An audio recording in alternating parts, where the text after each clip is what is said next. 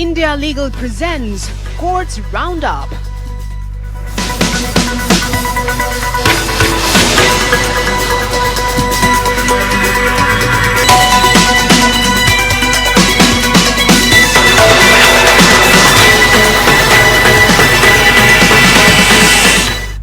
नमस्कार, मैं हूं आपके साथ नेहा दुबे। कोर्ट राउंडअप में आपका बहुत बहुत स्वागत है। इस बुलेटिन में अगले आधे घंटे हम आपको कोर्ट से जुड़ी तमाम छोटी बड़ी खबरों से करवाएंगे रूबरू। कोर्ट की कार्रवाई और सुप्रीम कोर्ट से लेकर हाई कोर्ट और लो कोर्ट तक के फैसलों को रखेंगे आपके सामने। तो आइए शुरू करते हैं courts roundup. India Legal presents Courts Roundup.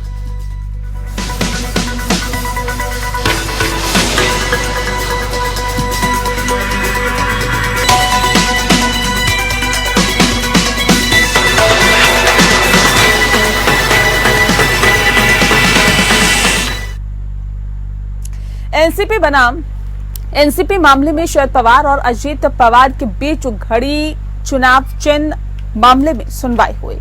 Justice Suryakant की अध्यक्षता वाली बेंच में शरद पवार के लिए पेश वकील अभिषेक मनु सिंघवी ने कहा कि अजीत पवार गुट को मौजूदा विधानसभा चुनावों के लिए नए चुनाव चिन्ह आवंटित करने के लिए हम चुनाव आयोग को निर्देश देने की मांग कर रहे हैं। कोर्ट ने कहा है कि इस मामले में हमने पहले ही फैसला कर लिया है, तो अब क्या आप समीक्षा की मांग कर रहे हैं? सिंघवी ने तर्क दिया है कि एनसीपी के संस्थापक शरद पवार हैं। ये बात सभी कहते हैं क्योंकि घड़ी सिंबल इस समय अजीत पवार गुट के पास है और लोग धोखे में अजीत पवार को शरद पवार समझकर वोट दे देंगे। हालांकि सिंबल को लेकर मामला सुप्रीम कोर्ट में लंबित है। सिंघवी ने कहा है कि सुप्रीम कोर्ट अजीत पवार गुट को डिस्क्लेमर लगाने के निर्देश दिए थे और ये स्पष्ट करने को कहा था कि ये सिंबल शरद पवार से संबंधित नहीं है और पूरी तरह से अजीत पवार गुट से संबंधित है, लेकिन अजीत पवार गुट से कोई डिस्क्लेमर जो है वो नहीं लगाया गया है। हालांकि अजीत पवार गुट ने डिस्क्लेमर लगाया है क्योंकि उन्हें पता चला है कि मामला जो है सुनवाई सुप्रीम कोर्ट में इसकी होनी है। हालांकि अजीत पवार गुट के लिए पेश होने वाले बलबीर सिंह ने कहा है कि हम सुप्रीम कोर्ट और निर्वाचन आयोग के निर्देशों का पालन कर रहे हैं और हम ये बात पूरी जिम्मेदारी के साथ कह रहे हैं कि सिंघवी ने दलील दी कि हम चाहते हैं कि अभी आप घड़ी का निशान एनसीपी के किसी भी गुट को आवंटित न करने का निर्देश चुनाव आयोग को दें। अभी ना ही हमारे ग्रुप और ना ही अजीत पवार गुट को घड़ी चुनाव निशान आवंटित किया जाए, दोनों गुट को इससे अलग चुनाव चिन्ह दिया जाए। उन्होंने लाडली बहना योजना का पोस्टर दिखाते हुए कहा कि इसमें घड़ी निशान तो है लेकिन वहां कोई डिस्क्लेमर नहीं है। हालांकि कोर्ट ने अजीत पवार गुट को हलफनामा दाखिल करने का निर्देश देते हुए कहा कि वो सुप्रीम कोर्ट में नया हलफनामा दाखिल करें और बताएं कि वो सुप्रीम कोर्ट के पिछले 19 मार्च के आदेश के मुताबिक डिस्क्लेमर लगाएंगे। कोर्ट ने कहा हर हाल में डिस्क्लेमर के आदेश का पालन होना चाहिए। कोर्ट ने कहा कि हम चाहते हैं कि एनसीपी के दोनों गुट हमारे निर्देशों का पालन करें और दोनों पक्ष कोई ऐसा काम ना करे जो शर्मिंदगी वाला साबित हो। कोर्ट ने स्पष्ट किया है कि अगर हमें लगेगा कि हमारे आदेश की जानबूझकर अवहेलना हुई है तो हम अवमानना की कार्रवाई भी शुरू कर सकते हैं। सुप्रीम कोर्ट 6 नवंबर को मामले पर अगली सुनवाई करेगा।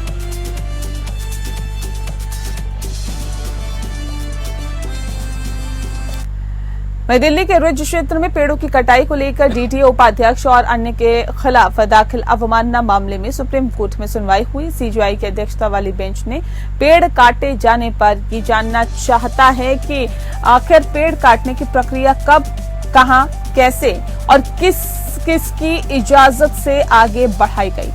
कोर्ट ने उपराज्यपाल डीडीए और दिल्ली सरकार के बीच विवाद पर डीडीए से पूरे मामले की फाइल तलब करते हुए डीडीए के अध्यक्ष उपराज्यपाल और डीडीए के पूर्व उपाध्यक्ष शुभाशीष पांडे को भी 28 अक्टूबर तक जवाबी हलफनामा दाखिल करने को कहा है। कोर्ट ने यह भी आदेश दिया है कि डीडीए के अध्यक्ष उपराज्यपाल के हलफनामे के बाद दिया है ताकि असलियत तक पहुंचा जा सके। कोर्ट ने आज कहा कि डीडीए के अधिकारियों ने 16 फरवरी को लापरवाही की है और साथ ही साथ बड़ी गलती करते हुए पेड़ कटवाए। अब हमारे सामने सवाल था कि आखिर किसने इस पेड़ों को काटने की अनुमति दी है।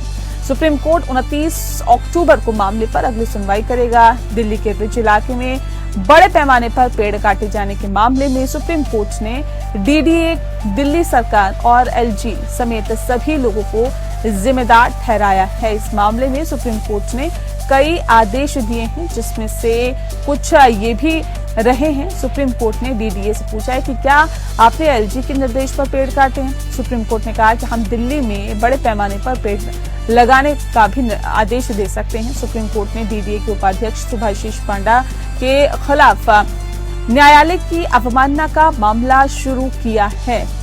दिल्ली सरकार ने इस मामले में फैक्ट फाइंडिंग कमेटी बनाई थी, लेकिन वन विभाग के अफसरों ने तथ्य छुपाए। सुप्रीम कोर्ट ने कहा कि इस मामले में एलजी की भूमिका से लेकर पेड़ काटे जाने तक पूरे मामले पर लीपापोती की जा रही है।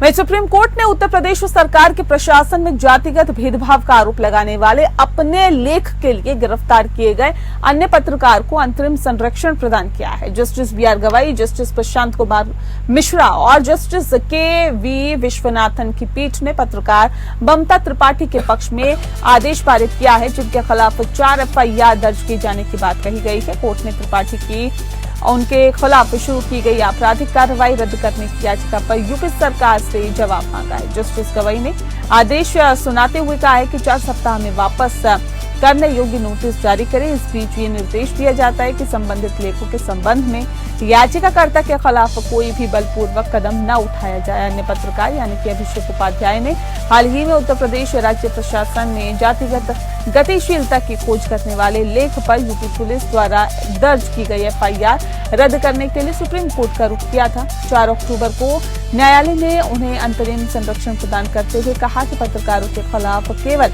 इसीलिए आपराधिक मामला नहीं चलाया जा सकता क्योंकि उनके लेखन को सरकार की आलोचना माना जाता है। Justice Hrishikesh Roy, justice SVN Bhatti की पीठ ने कहा और अपने आदेश में कहा है कि लोकतांत्रिक देशों में अपने विचार व्यक्त करने की स्वतंत्रता का सम्मान किया जाता है। पत्रकारों के अधिकारों को भारत के संविधान के अनुच्छेद 19(1)(a) से के तहत ही संरक्षित किया जाता है और किया गया है केवल इसीलिए कि किसी पत्रकार के लेखन की को सरकार की आलोचना माना जाता है।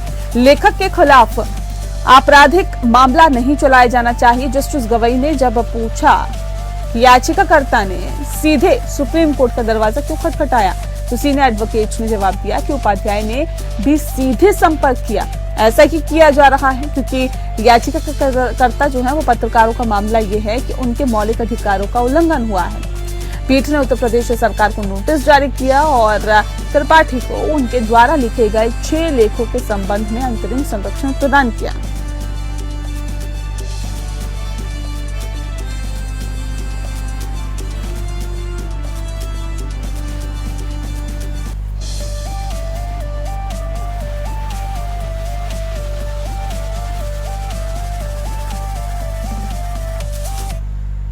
सुप्रीम कोर्ट ने हाल ही में एक वकील की मौजूदगी को आदेश में मार्क करने से इनकार कर दिया। बता दें आपको कि कोर्ट ने कहा है कि उन्होंने तर्क नहीं दिया या नहीं आया जब उनका मामला वरिष्ठ अधिवक्ता ने बहस की थी और वकील एक युवा महिला है। उसने बेंच के सामने समझने की कोशिश की क्यों उन्हें अपनी उपस्थिति मार्क करने की जरूरत है। उन्होंने कहा कि मैंने एक सीनियर एडवोकेट को एंगेज किया है और ये आम प्रैक्टिस है। ग्राहक सोचता है कि मैं नहीं आया, लेकिन जस्टिस बेला ने इस पर इनकार करते हुए कहा कि हम इस प्रैक्टिस को बंद करने वाले हैं। उन्होंने कहा कि आपको हमारा जजमेंट पढ़ना चाहिए। हम ये क्यों कर रहे हैं, कह रहे हैं, ये सिर्फ सुप्रीम कोर्ट में होता है। एडवोकेट ऑन रिकॉर्ड को हमेशा मौजूद रहना चाहिए, लेकिन वो नहीं रहते हैं। एक दिन ऐसा आएगा जब हम उनकी उपस्थिति भी रिकॉर्ड नहीं करेंगे। अगर वो नहीं आते हैं, बेंच ने कहा कि एडवोकेट ऑन रिकॉर्ड सिर्फ उन अधिवक्ताओं की उपस्थिति मार्क कर सकते हैं जो किसी विशेष दिन मामले को बहस करने के लिए अधिकृत हैं। इस खबर पर ज्यादा जानकारी देने के लिए हमारे साथ मौजूद है इंडिया लीगल के रिसर्चर विशाल तिवारी, जो इस खबर को ट्रैक कर रहे थे। विशाल, बताएं कि कोर्ट में क्या हुआ और फैसले में बेंच ने क्या कुछ कहा। जी, बंसी Singh versus state of UP case, जिसे हम फेक एसएलपी केस भी कहते हैं, आज इस केस की पैरवी के दौरान अपीलेंट के पक्षकार मिस्टर ऋषि कुमार सिंह की तरफ से पैरवी कर रहे मिसेस निकिता मजीठा जी, जो कि सुप्रीम कोर्ट में पैरवी कर रही हैं, और रिस्पोंडेंट की तरफ से पक्षकार मिस्टर अनुभव, जिनकी तरफ से mister RPS Yadav supreme court में पैरवी कर रहे हैं। इस केस में मिसेस मजीठा जी ने पैरवी के दौरान कहा कि उनकी उपस्थिति दर्ज की जानी चाहिए, क्योंकि वो एक सीनियर एडवोकेट हैं और उन्होंने एक एडवोकेट को इंगेज कर रखा है, जो कि उनकी प्रैक्टिस का पार्ट है। तो इस पे जस्टिस बेला एम त्रिवेदी ने अपना रुख साफ करते हुए और उनकी बात को डिनाई करते हुए ये कहा कि हम इस तरह की प्रैक्टिस को बंद करने वाले हैं, क्योंकि जी आपको हमारा जजमेंट पढ़ना चाहिए। ऐसा सिर्फ सुप्रीम कोर्ट में ही क्यों होता है? एडवोकेट ऑन रिकॉर्ड जिनकी उपस्थिति अनिवार्य होना चाहिए, पर वो नहीं होती। एडवोकेट्स ऑन रिकॉर्ड को अपने केस की प्रोसीडिंग के दौरान हमेशा उपस्थित रहना चाहिए, पर वो नहीं रहते। इसका कारण क्या है? इसके पीछे क्या चीज है जो निकल के सामने आनी चाहिए? अगर ऐसा ही रहा तो हम उनकी अपीयरेंस को रिकॉर्ड भी नहीं करेंगे अगर वो अपनी केस की प्रोसीडिंग के दौरान केस में उपस्थित नहीं रहते हैं। जजमेंट देते हुए बेंच ने यह भी कहा कि एडवोकेट ऑन रिकॉर्ड को अपीयरेंस सिर्फ तभी किसी अन्य वकील को करा सकता है जब वो उस केस को स्वयं देख रहा हो या उस केस से रिलेटेड कोई कार्य कर रहा हो। साथ ही साथ जस्टिस बेला एम त्रिवेदी ने 30 दिसंबर 2022 की एक नोटिस का हवाला देते हुए ये भी कहा कि एडवोकेट ऑन रिकॉर्ड की ये ड्यूटी है कि वो कंसर्न कोर्ट मास्टर को ये सूचित करे कि वो एडवोकेट का नाम बदल रहा है या किसी अन्य एडवोकेट को अपनी जगह उपस्थित करा रहा है। यदि वे ऐसा नहीं करते हैं तो वे दंड के भागी हैं। साथ ही साथ जस्टिस जेके माहेश्वरी और जस्टिस बिंदल की बेंच ने एक जजमेंट दिया जिसमें उन्होंने ये साफ साफ कहा कि एडवोकेट ऑन रिकॉर्ड की अपीयरेंस तभी मार्क की जाएगी जब वे उस केस से रिलेटेड कोई कार्य कर रहे हों या फिर उस केस को स्वयं देख रहे हों। धन्यवाद जी विशाल, बहुत शुक्रिया आपका, और आपने इस खबर पर बहुत तफसील से जानकारी दी, इसके लिए आपका बहुत बहुत शुक्रिया। बुलडोजर की कार्रवाई को कोर्ट की अवमानना बताते हुए दाखिल की गई याचिका पर सुप्रीम कोर्ट ने सुनवाई करने से इनकार कर दिया। सुप्रीम कोर्ट ने कहा है कि इस पर प्रत्यक्ष या अप्रत्यक्ष रूप से पीड़ित के कोर्ट आने पर ही सुनवाई करेंगे। Justice B R. गवाई ने टिप्पणी करते हुए कहा कि हम ऐसे मामलों में भानुमति का पिटारा नहीं खोलना चाहते हैं। यदि कोई पीड़ित व्यक्ति या उस क्षेत्र से जुड़ा हुआ कोई भी व्यक्ति हमारे पास आ सकता है, केवल समाचार पत्रों की रिपोर्ट के आधार पर किसी को भी नहीं सुनेंगे। सुनवाई के दौरान याचिकाकर्ता के वकील निजाम पाशा ने कहा है कि कोर्ट के निर्देश के बावजूद तोड़फोड़ की गई है और कोर्ट की अनुमति के बिना ऐसा नहीं किया जा सकता। हरिद्वार, जयपुर समेत इसके 3 मामले सामने आए हैं। वहीं यूपी सरकार के लिए पेश एएसपी के एम नटराजन ने कहा है कि फुटपाथ पर अतिक्रमण था। वैसे भी याचिकाकर्ता एक थर्ड पार्टी है, उन्होंने समाचार रिपोर्ट के आधार पर ये याचिका दाखिल की है। पाशा ने फिर कहा कि इस तरह के मामलों को न्यायालय में लाने के लिए पत्रकारों को कितनी पीड़ा सहनी पड़ती है, ये गवाही ने कहा। तो पत्रकारों को आने दीजिए, हम उनको सुनेंगे। दरअसल बुलडोजर कार्रवाई को लेकर सुप्रीम कोर्ट के दिए गए अंतरिम आदेश के बावजूद यूपी, राजस्थान और उत्तराखंड के अधिकारियों द्वारा तोड़फोड़ किए जाने पर इसे कोर्ट की अवमानना बताते हुए national federation of Indian women की ओर से याचिका दाखिल की गई थी। कुछ दिनों पहले दिए गए फैसले में सुप्रीम कोर्ट ने कहा था कि सार्वजनिक जगहों पर अवैध अतिक्रमण अवैध निर्माण पर बुलडोजर एक्शन नहीं रुकेगा और कोई भी शख्स आरोपी या दोषी है या नहीं है, ये डिमोलिशन का आधार नहीं हो सकता। सड़क के बीच धार्मिक निर्माण गलत है और ऐसे में अवैध मंदिर, दरगाह को हटाना होगा। बुलडोजर एक्शन और अतिक्रमण विरोधी अभियान सभी नागरिकों पर लागू होंगे, चाहे उनका धर्म कुछ भी हो।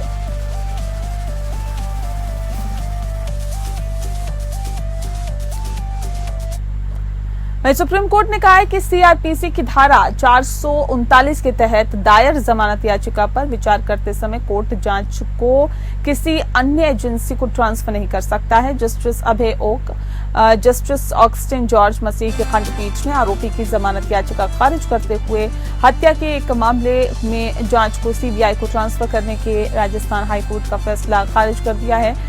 राजस्थान हाईकोर्ट ने ये देखते हुए जांच को राज्य पुलिस और सीआईडी से सीबीआई को ट्रांसफर कर दिया था कि जांच में गड़बड़ी है और इसमें न्यायिक विवेक को चोट पहुंचाई है। हाईकोर्ट ने जमानत याचिका खारिज करते हुए जांच ट्रांसफर करने का आदेश दिया था। इस प्रकार आरोपी ने सुप्रीम कोर्ट का दरवाजा खटखटाया। सुनवाई के दौरान याचिकाकर्ता ने सीनियर एडवोकेट मुकुल रोहतगी ने तर्क दिया कि जब हाईकोर्ट ने सीबीआई को नए सिरे से जांच का आदेश दिया था तब मुकदमा पहले ही आधे रास्ते पर पहुंच चुका था। उन्होंने कहा कि हाईकोर्ट ने जांच ट्रांसफर करने का काम अपने ऊपर ले लिया है। उन्होंने आगे कहा कि याचिकाकर्ता 1 साल से अधिक समय से जेल में है। सीबीआई की ओर से additional solicitor general Aishwarya Bharati ने कहा है कि एजेंसी हाईकोर्ट के समक्ष नहीं थी, उसने केवल आदेश का अनुपालन किया था और उन्होंने कहा कि सीबीआई ने मामला दर्ज तो किया था लेकिन आगे नहीं बढ़ी। सुप्रीम कोर्ट ने कहा कि हाईकोर्ट को सीआरपीसी की धारा 439 के तहत अपीलकर्ता की जमानत याचिका खारिज करते समय जांच सीबीआई को ट्रांसफर नहीं करनी चाहिए थी। सुप्रीम कोर्ट ने जमानत आवेदन खारिज करने और जांच सीबीआई को ट्रांसफर करने का विवादित फैसला खारिज कर दिया। न्यायालय ने निर्देश दिया कि अपीलकर्ता को 1 सप्ताह के भीतर ट्रायल कोर्ट के समक्ष पेश किया जाए और ट्रायल कोर्ट को निर्देश दिया गया कि वह अपीलकर्ता को ट्रायल के समापन तक उचित नियमों और शर्तों के अधीन जमानत पर बढ़ाए।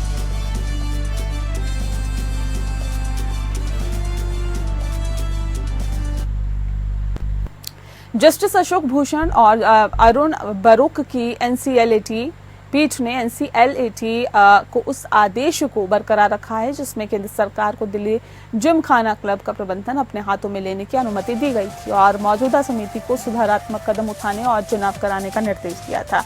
एनसीएलएटी ने माना है कि दिल्ली जिमखाना क्लब के मामलों में यूनियन ऑफ इंडिया का हस्तक्षेप, जिसके परिणाम स्वरूप क्लब के तत्कालीन प्रबंधन को यूनियन ऑफ इंडिया द्वारा क्लब का प्रबंधन संभालने के लिए नियुक्त 15 सदस्यीय सामान्य समिति द्वारा प्रतिस्थापित किया था और ऐसे में सामान्य समिति द्वारा बड़े पैमाने पर कुप्रबंधन के कारण आवश्यक था। Delhi Gymkhana club limited company को 14 जुलाई 1913 को कंपनी अधिनियम 1913 की धारा 26, कंपनी अधिनियम 2013 की धारा 8 के तहत शामिल किया गया था और 20 फरवरी 1928 को क्लब को भूमि का स्थायी पट्टा प्रदान किया गया। 2016 में कॉर्पोरेट मामलों के मंत्रालय ने कंपनी अधिनियम 2013 की धारा 206(4) के तहत जांच का निर्देश दिया। जनवरी से जुलाई 2019 तक निरीक्षण किया गया और क्लब के भीतर उल्लंघनों और कुप्रबंधनों के मामले का विवरण देते हुए एक रिपोर्ट प्रस्तुत की गई। 26 फरवरी 2020 को एनसीएलएटी ने एक आदेश पारित किया जिसमें यूनियन ऑफ इंडिया को अन्य सामान्य परिषद सदस्यों के साथ कंपनी की निगरानी करने और सामान्य परिषद को सुझाव देने के लिए 2 सदस्यों को नियुक्त किया गया, निर्देश दिया गया। बता दें आपको कि इससे यूनियन ऑफ इंडिया को कंपनी के मामलों की जांच करने का भी निर्देश दिया और 1 अप्रैल 2022 को एनसीएलएटी ने यूनियन ऑफ इंडिया द्वारा दायर याचिका को अनुमति दी।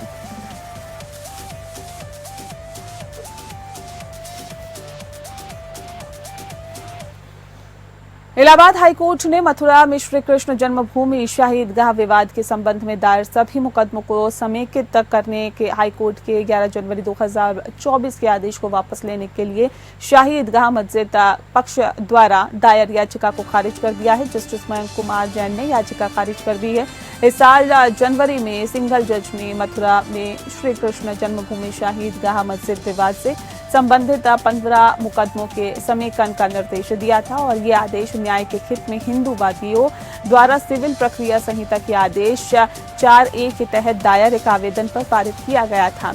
इन सभी मुकदमों में शाही ईदगाह मस्जिद को 13.37 एकड़ के परिसर से हटाने की मांग की गई है और आम प्रार्थना है कि जिसे वह मथुरा में कटरा के शिव देव मंदिर के साथ साझा करता है। अतिरिक्त प्रार्थनाओं में शाही ईदगाह परिसर पर कब्जा करने और वहां स्थित वर्तमान ढांचे को ध्वस्त करने की मांग शामिल है। इस साल मार्च में सुप्रीम कोर्ट ने इलाहाबाद हाई कोर्ट के आदेश को चुनौती देने वाली एक नई याचिका का निपटारा कर दिया है, जिसमें प्रबंधन ट्रस्ट शाही मस्जिद ईदगाह की प्रबंधन समिति को हाई कोर्ट के समक्ष अपने लंबित आवेदन को आगे बढ़ाने की स्वतंत्रता देकर 15 वादों को समेकित किया गया था।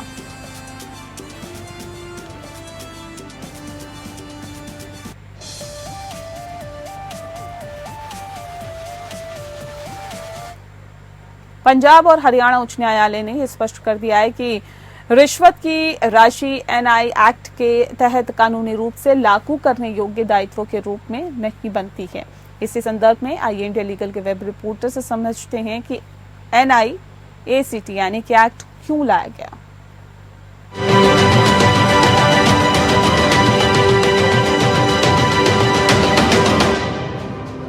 क्या एक चेक जो ब्राइब के रूप में दिया गया हो कानून के तहत एनफोर्स किया जा सकता है? Punjab and Haryana high court ने इस सवाल का जवाब दिया है सुरेंद्र सिंह वर्सेस रामदेव केस में, जहां कोर्ट ने कहा कि ब्राइब के रूप में किया गया पेमेंट नेगोशिएबल इंस्ट्रूमेंट्स एक्ट 1881 के सेक्शन 138 के तहत लीगली एनफोर्सेबल नहीं है। इस केस में रामदेव ने ₹1 लाख का चेक दिया था एक सेटलमेंट के तहत। जब एक एलिज्ड फ्रॉड का पता चला तो रामदेव ने सेटलमेंट के तहत चेक दिया, लेकिन वो बाउंस हो गया क्योंकि उनका अकाउंट बंद हो गया था। जस्टिस मंजरी नेहरू कौल ने समझाया कि ब्राइब के रूप में किया गया पेमेंट इलीगल और इमोरल है, इसलिए ये एनफोर्सिएबल लायबिलिटीज नहीं बना सकता।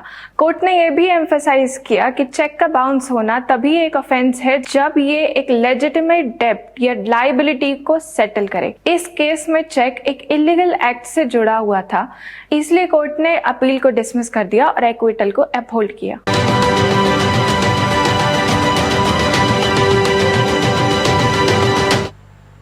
और इसी के साथ फिलहाल इस बुलेटिन में इतना ही। नमस्कार। India Legal presents Courts Roundup.